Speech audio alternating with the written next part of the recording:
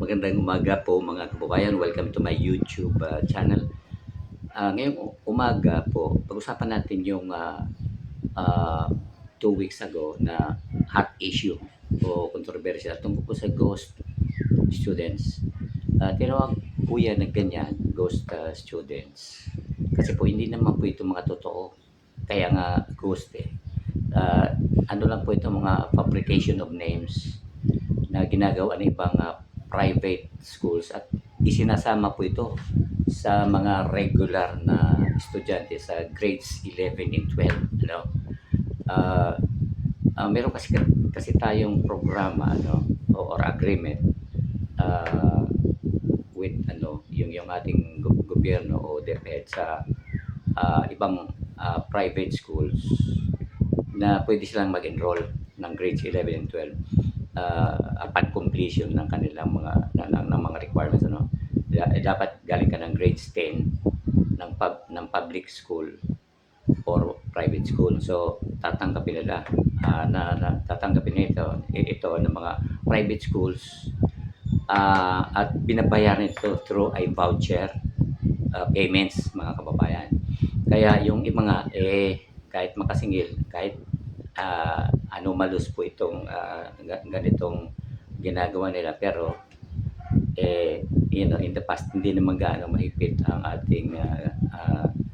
ating gobyerno, particularly yung DepEd, kaya may mga nakalusot pong ganito ngayon.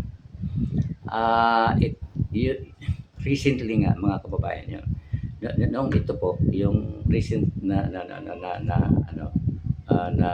balita noong pumalit si Senator Sani Angara as DepEd Secretary, pinalitan nitong si BP Sara nung mag-resign, na-discover niya ito na mga ghost students. Pero yung panahon ni BP Sara, mga kababayan, hindi ito na-discover well, kahit siya man ay mayroon pong kaso sa House of Representatives mababang kapulungan kasi iniimbestiga siya sa confidential funds at saka DepEd funds na umabot nga sa House of Representatives through investigation of the Quadcom, mga kababayan. So well, sa ngayon nagkaroon na sila ng conclusion and trinasmit na po ito sa Senado, so ngayon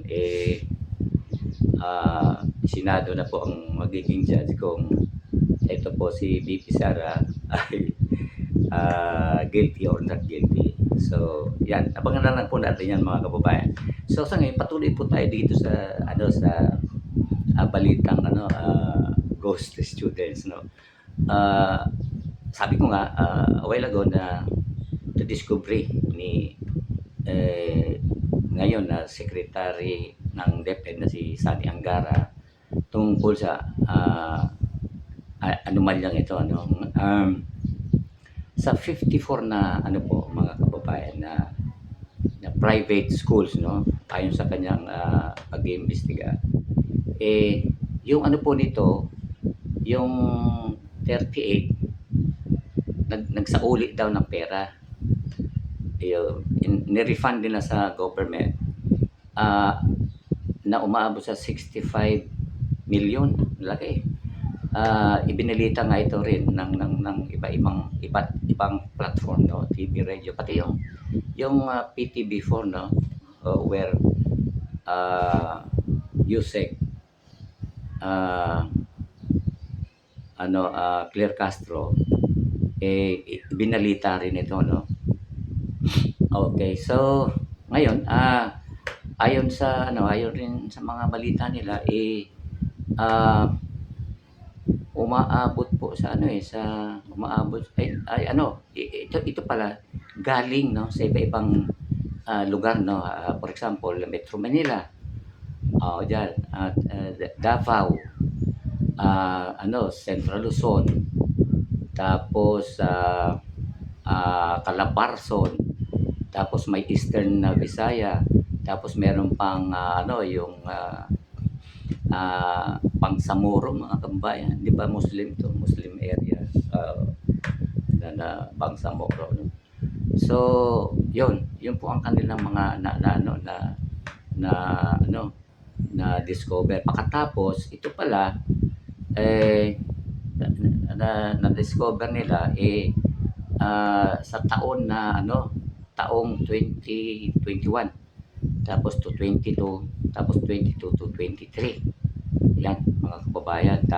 Katapos meron pa silang na-discover, no? Aside from that ano yung sa mga lugar na yan, pagkatapos meron pang 52 million ano sa ano naman, daw sa 12 na mga private schools ano. Pero ito daw na 52 million, hindi pa ito naibabayad sa kanila, no, sa mga private schools na ito, sa 12 private schools, no. Kumbaga na-suspend, no, na-abort yung pagbabayad po nito mga kabayan. So, pagkatapos niyan, maliban diyan kay maliban kay Senator Angarang investigation, meron pang napabalita naman na yung balita sa COA at saka yung kay Sherwin Gatchalian. Kasi si Sherwin, sa Senado, siya po ay ang chairman committee ng basic education. So because lumabas nga po yung issue ng ghost students, nag-imbestiga rin siya ng sarili niya. So na-discover niya na meron pa palang 19,000 na ghost students, ano.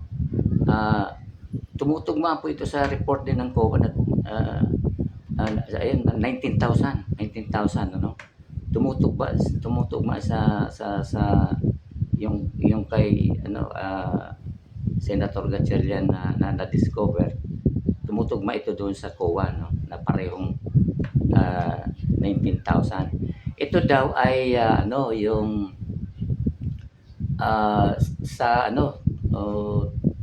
may 2,863 na mga ghost students. Pagkatapos plus meron pang 1,331 na private schools, no, okay na yun po. So yung amount daw nito na supposedly ibabayad, no, ito naman nangyari 2023 to 2024.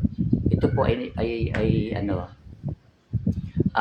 supposedly magbabayad daw po ang ating gobyerno ng umaabot sa 200 to 245 million. So ito na-stop din, no, na-abort din yung pagbabayad dito because nga na-discover yung ganitong anomaly ng mga private schools. Although hindi naman sinabi, hindi naman inelaborate kung sino yung mga involved na mga private schools, no. Siyempre medyo confidential po yan, no, para naman ma-protectionan yung kanilang yung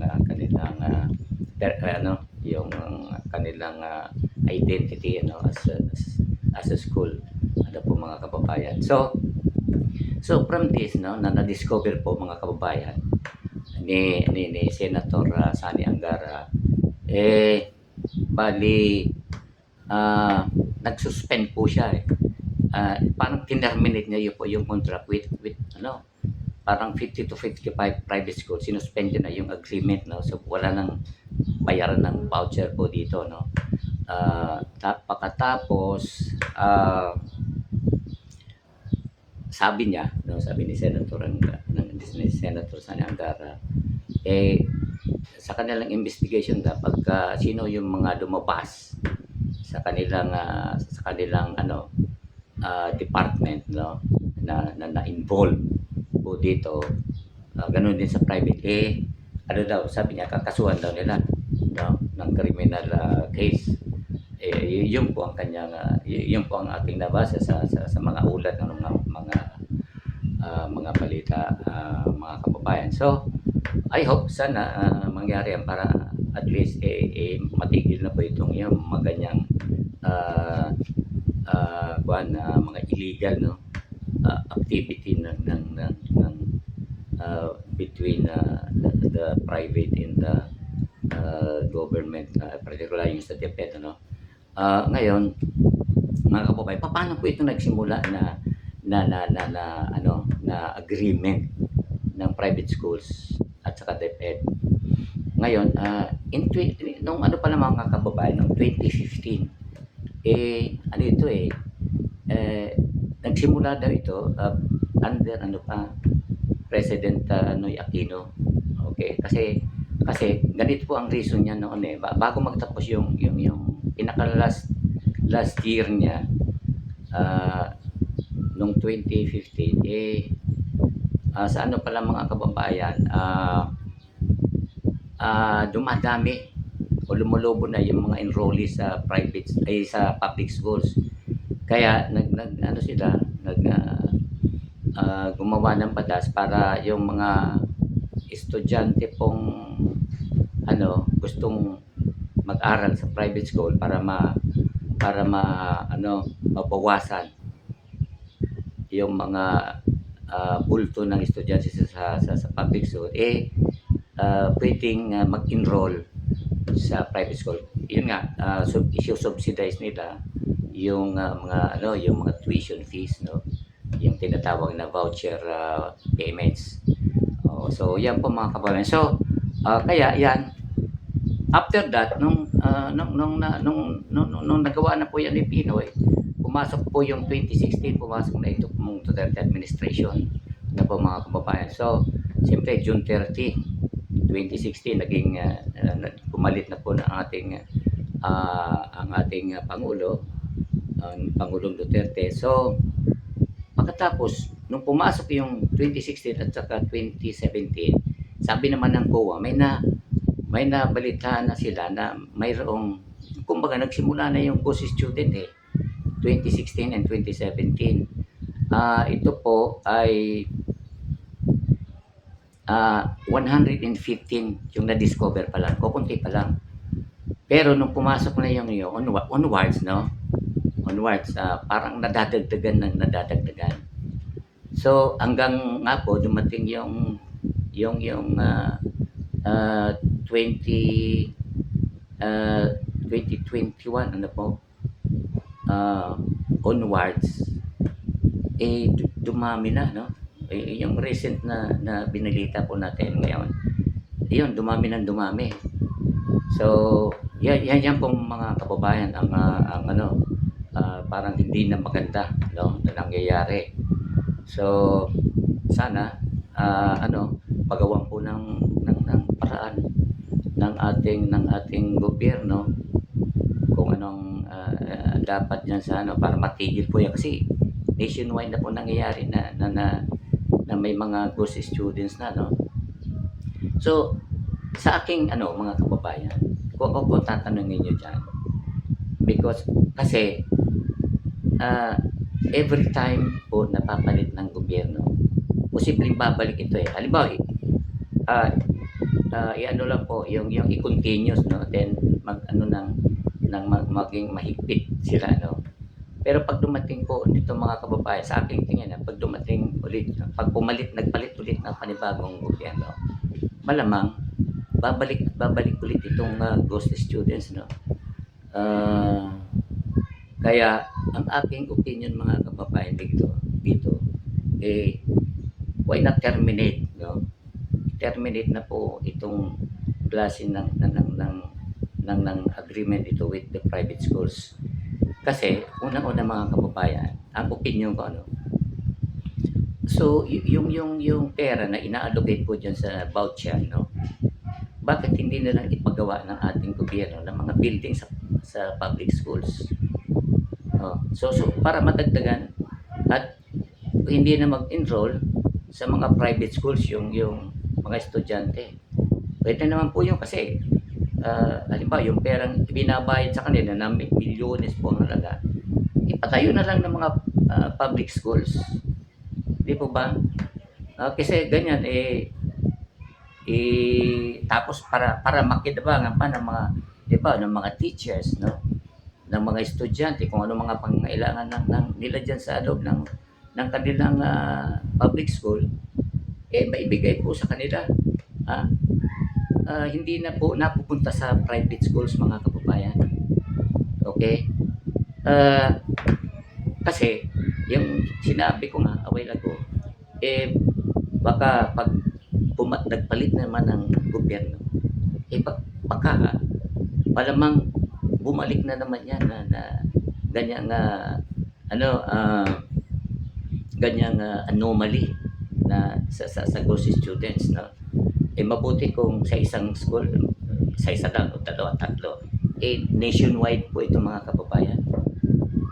So, sa aking opinion po yun, mga kababayan, ano, para naman yung pera ng pamahalaan ay ma-save na para sa public schools, mga kababayan. So, kayo, kayo naman po, ano po ang inyong opinion dito? Okay po, mga kababayan, hanggang dito na lang po ang ating vlog sa ngayon. Um, Magandang umaga po sa inyo at maraming salamat sa inyong panonood. Hanggang sa muli po, abangan niyo po laging aking iba-vlog sa inyo kasi marami po tayong magagandang issue na mga sa susunod pang mga vlogs ko. Okay po?